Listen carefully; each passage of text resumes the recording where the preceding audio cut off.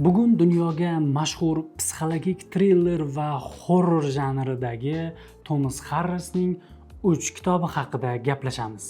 Qizil ajdarho, qo'zichoqlar sukunati va Gannibal. Ular haqida gapirib berishimdan oldin videoga like bosib, kanalimga obuna bo'lib qo'ying. Bu yordamingiz kitoblar haqidagi videolarning ko'proq ko'rilishida yordam beradi. Tushunganingiz va qo'llab-quvvatlaganingiz uchun rahmat. Bu 3 kitobning o'ziga xos xususiyati shundaki, uchalasida ham bir qahramon bor. Qaysidir asarlarda birinchi planga o'tadi, qaysidirlaridadir ikkinchi, qaysidirlaridadir umuman 3-planga o'tib qolishi mumkin. Lekin uning qarorlari va fikrlari har doim diqqat markazida turadi. Bu Dr. Lecter, ya'ni Gannibal.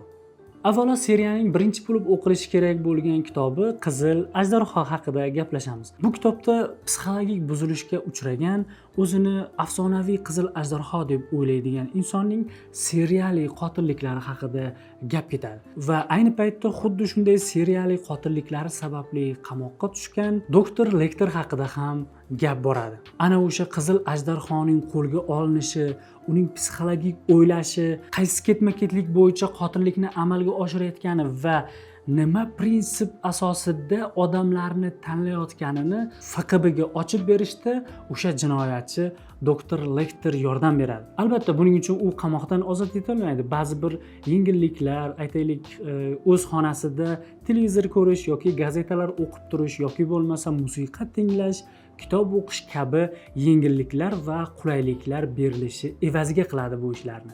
Bu seriyadagi kitoblarni o'qimagan kitobxon uchun Dr. Lecter notanish odam, ammo bu seriyadagi bitta bo'lsa ham kitobni o'qisangiz, Dr. Lecter, ya'ni Gannibal haqida sizda qisqacha tasavvur paydo bo'ladi. U vahshiy jinoyatchi, odamlarning go'shtini yeydi, odamlar qaysidir prinsiplar asosida, qaysidir kriteriya asosida odamlarni o'ldiradi, qiynaydi va qaysidir tana a'zolaridan ovqat pishirib yeydi. Ammo buni qanaqadir bir vahshiylarcha, yovvoyilarcha pala-parchis qilmaydi. Har safar oq ko'ylak, pidjak, galstuklarda klassik musiqalar tinglagan, teatrlar tomosha qilgan va dunyoning eng mashhur, eng saviyali kitoblarini o'qigan holda uchratasiz uni. Ya'ni u shunchaki yovvoyi jinoyatchi emas, u saviyali, bilimli va yuqori didga ega jinoyatchi. Kitobdan shuni tushunishimiz mumkinki, demak, bilim va saviyaning, didning yuqoriligi ham har doim yaxshi inson bo'lishni, qotil bo'lmaslikni anglatmaydi. Bu kitobning bergan eng katta mesajlaridan biri shu. Xo'p, bu seriyaning ikkinchi kitobi Qo'zichoqlar sukunati. To'g'risi, bu seriyadagi eng mashhur kitob dunyo bo'yicha ham, o'zbek kitob bozorida ham menimcha Qo'zichoqlar sukunati bo'lsa kerak. Chunki uning ichidagi vahshiyliklar va juda ham noodatiy, g'alati jinoyatlar Qizil ajdarhodan ko'ra ancha kuchli dozada. Muallifning va bu seriyadagi kitoblarning yutug'i shundaki, ular faqat shiddatli va kutilmagan voqealar bilan emas, odam ongiga singib kirib boradigan psixologik jarayonlari bilan ham qiziq. Ya'ni bular shunchaki quruq syujetlardan iborat emas. Bu kitoblarni o'qiganingizdan keyin qaysidir voqealar, qaysidir jumlalar, qaysidir savollar miyangizga shunaqa bir shilimdek yopishib oladiki, hech bundan qutulishingiz qiyin. Ya'ni shu ehtirosga, shu tuyg'ularga o'quvchini olib kira olgani uchun ham bu kitoblar menimcha mashhurlik cho'qqisiga erishgan. Ularning eng katta yutuqli burchaklaridan biri ham shu mening nazarimda. Endi Qo'zichoqlar sukunatida asosiy yaxshi bosh qahramon o'zgaradi. Qizil ajdarhoda erkak kishi FQB agenti bo'lsa, Qo'zichoqlar sukunatida esa Starling ismli hali stajyor bo'lgan FQB agenti yaxshi bosh qahramon rolida paydo bo'ladi.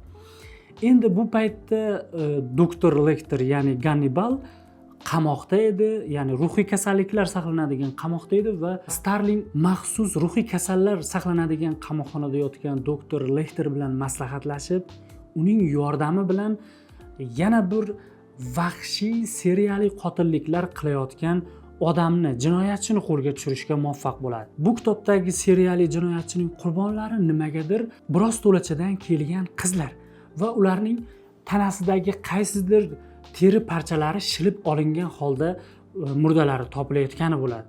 va yaxshilab tekshirilganda har bitta murdaning tomog'idan, bo'g'zidan noodatiy Osiyo hududida o'sadigan g'alati kapalakning urug'dagi g'umbak shakli tomog'idan topiladi.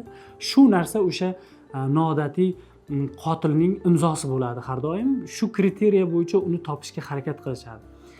Ko'rib turganingizdek, bu narsa muqovada ham o'z aksini topgan, kapalak va undan oqib tushayotgan qon. FQB agentlari shu jinoyatchini topishda esa doktor Gannibaldan yordam oladi va uning tavsiyalari va jumboqli harakatlari evaziga uni tutishga ham erishadi. Endi bu seriya bilan undan keyingi seriyaning o'zaro bog'liqligi bor. Bu birinchi seriyani Qizil ajdarhoni alohida o'qisangiz ham tushunasiz. Undan keyingi qo'zichoqlar sukunatini yaxshi tushunishingiz uchun buni o'qigan bo'lish yoki o'qimagan bo'lishingizning unchalik ahamiyati yo'q. Lekin siz Gannibalni o'qib, uni yaxshi tushunishingiz, to'liq his qilishingiz uchun qo'zichoqlar sukunatini o'qigan bo'lishingiz shart. Chunki buning bosh qahramoni bu asardagi o'sha bosh qahramon bo'lajak FQB agenti Claire Starling edi. Bunda ham o'sha qahramon bosh rolda bo'ladi va bunda ham yovuz bo'lsa-da bosh rollardan birida doktor Lecter Gannibal edi. Bunda ham xuddi shu.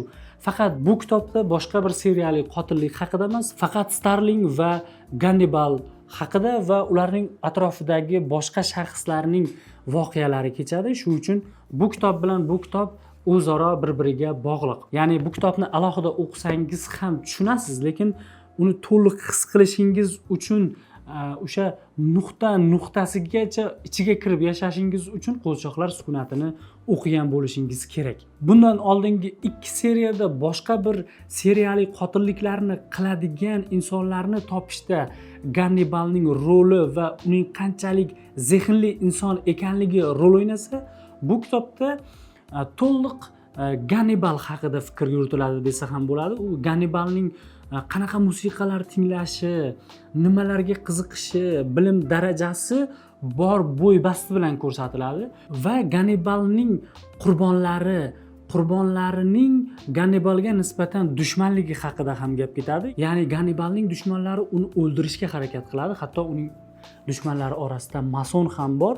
Uni ham juda ham bir dahshatli tarzda o'ldirishga harakat qilgan bo'ladi-yu, bir mo'jiza sababli omon qolgan bo'ladi. U Gannibalni o'ldirishga harakat qiladi. Shu narsalar faqat qiziqarli va o'tkir syujet bilan emas, ruhiy, psixologik bosimlar va psixologik urushlar orqali ham ko'rsatib beriladi. Yakun esa to'g'risi men bu seriyani o'qib chiqqan odam sifatida umuman men kutmagan, Harrisning uslubiga ham qaysidir ma'noda mos bo'lmagan umuman bir boshqacha yakun bo'ldi.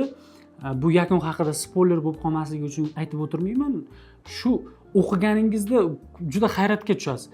Yana bir qiziq ma'lumotni aytib o'tishim mumkin. Buni internetda kitob haqidagi xalqaro saytlarda izohlarda yozilgan joyidan o'qib bilib qoldim. Bu kitob haqida qanaqadir kino ishlangan ekan va kinoning oxiri kitob bilan bir xil emas ekan. Ya'ni rejissor bu kutilmagan yakunni tomoshabin qabul qila olmaydi, nima deydi, to'g'ri qabul qilmaydi, noto'g'ri bo'lib qoladi bu degan ma'noda kinoda kitobdagidan ko'ra farqli yakun bilan tugatadi. Agar kimdir bu kitobning kinosini ko'rgan bo'lsa, bilib qo'yingki, siz muallif yozgandek talqinda emas, umuman asarni boshqa bir talqinda ko'rdingiz. Shu izoh sababli ham qiziqib qoldim va shu kitobning kinosini topib ko'rib chiqmoqchiman. Umuman olganda bu yozuvchining, bu seriyaning muxlislari ham nimagadir bu kitobning yakunini hazm qilisha olmas ekan. Umuman ko'pchilik kutishmagan va bunaqa bo'lishi kerak emas edi, noto'g'ri yakun tanlangan degan xulosaga kelishar ekan. Izohlarda turkchada, inglizchada va fransuzchada qiziqib o'qib ko'rdim. Kitoblarga ixtisoslashgan sayt va bloglarda hammada deyarli 70-80% kitobxonlarda shunaqa fikrlar bor. Mening nazarimda esa muallif juda ham yaxshi yakun ko'rsatgan. Ya'ni inson psixologiyasida, inson ruhiyatida har doim ko'ringanidan ko'ra aysbergning ostida kattaroq va boshqacharoq qatlamlar yotgan bo'ladi va ma'lum vaziyat va sharoitlarda o'sha jihati ko'rinadi. Ya'ni qiyinchilikda do'stingning asl yuzi ko'rinadi degan gaplar bor yoki mana shunaqa gaplar bor-ku. Asl vaziyat, odamning asl ruhiy holati yoki bo'lmasa asl yuzi shunaqa bir qiyin yoki xohlagan tanlovni qilishiga erkin sharoit yaratib berilganda ko'rinadi. Xuddi shu narsani yozuvchi juda ham dahshatli va kutilmagan, qaysidir ma'noda juda ham jirkanch tarzda tasvirlab ko'rsatib bergan. Xo'p, siz bu seriyadagi qaysi kitoblarni o'qigansiz? Izohlarda fikrlaringizni yozing, muhokama qilamiz, fikr almashamiz. Video oxirida ko'pchilikka ma'lum bo'lsa-da, kichik bir tavsiyani berib o'tmoqchiman. Bu seriyadagi kitoblarni hali o'qimagan kitobxonlar uchun bu foydali bo'ladi degan fikrdaman. Birinchi bo'lib Qizil ajdarhoni o'qiysiz, undan keyin Qo'zichoqlar sukunatini, keyin Gannibalni o'qiysiz. Tartibi shunday. Lekin nashriyot birinchi Qo'zichoqlar sukunatini nashr qilgan, keyin Qizil ajdarhoni va uchinchi bo'lib Gannibalni. Tartibi, nashr qilish tartibi biroz farqli. Shunga chalg'ib boshqacha tartibda o'qib qo'ymang demoqchiman. Ko'pchilik chalg'ib shunaqa tartibda o'qib qo'ygan. Demak, bu kitoblar haqidagi fikrlarim shular. Video yoqqan bo'lsa, like bosing, do'stlaringizga ulashib qo'ying va kanalimga obuna bo'lib qo'ying. Bu yordamingiz kitob haqidagi videolarim ko'proq ko'rilishida yordam beradi va keyingi yangiliklarni o'tkazib yubormasligingiz uchun siz uchun ham foydali bo'ladi. E'tiboringiz uchun katta rahmat. Keyingi videolarda bir burchakda ko'rishguncha o'zingizni ehtiyot qiling.